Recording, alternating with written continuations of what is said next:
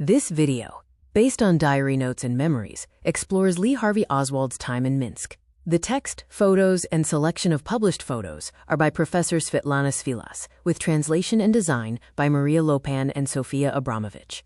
Lee Harvey Oswald arrived in Minsk on January 7, 1960, and left in May 1962 with his Russian wife Marina and daughter, June.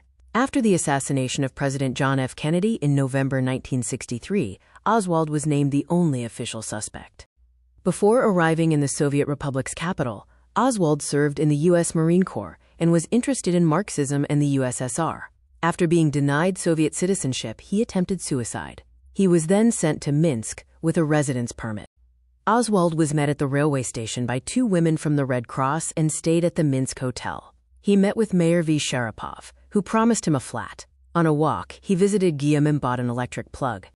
On January 11, 1960, Oswald visited his workplace, a radio factory, where he met department head Alexander Zager.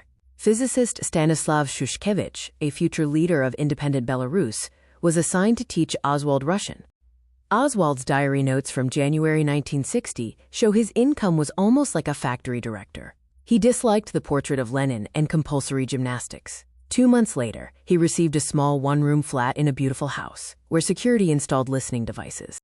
In the spring of 1960, Oswald befriended Pavel Golovichov, a peer who spoke excellent English and lived nearby. Pavel's father was a decorated pilot and participant in World War II. Oswald spent May 1, 1960, at a party with the Zager family, where Alexander Zager advised him to return home. His August-September diary notes mention progress in Russian but dissatisfaction with public gymnastics, meetings, lectures, and potato harvesting. On his 21st birthday, Oswald was congratulated by friends, including Ella German, a beautiful Russian Jewess. He met her again on New Year's Eve 1961 and proposed marriage but was refused due to his numerous love affairs. A year after his arrival, Oswald's diary notes reveal a change of heart. His arguments for leaving included monotonous work, a lack of recreational facilities like nightclubs and bowling alleys, and tedious union parties.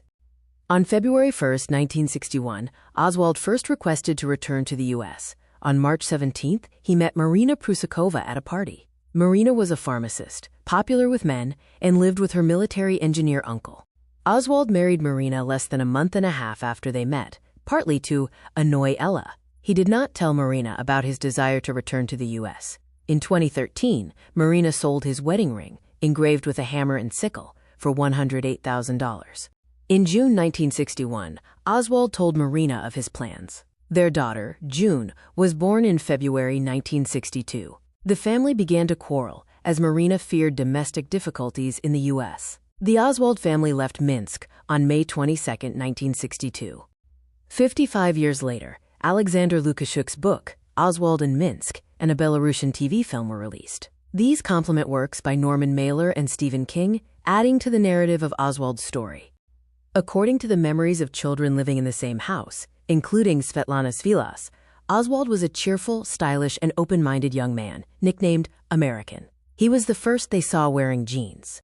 Sergei Skop, Oswald's mentor, described him as calm and kind, though he lacked enthusiasm for work, even staging a brief sit-down strike.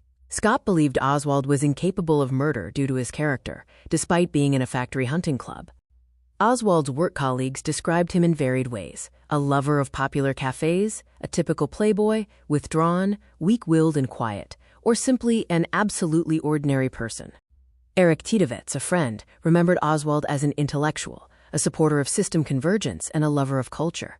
None of Oswald's acquaintances in Minsk saw him as a future terrorist. His influence is described as minor in the course of the 20th century.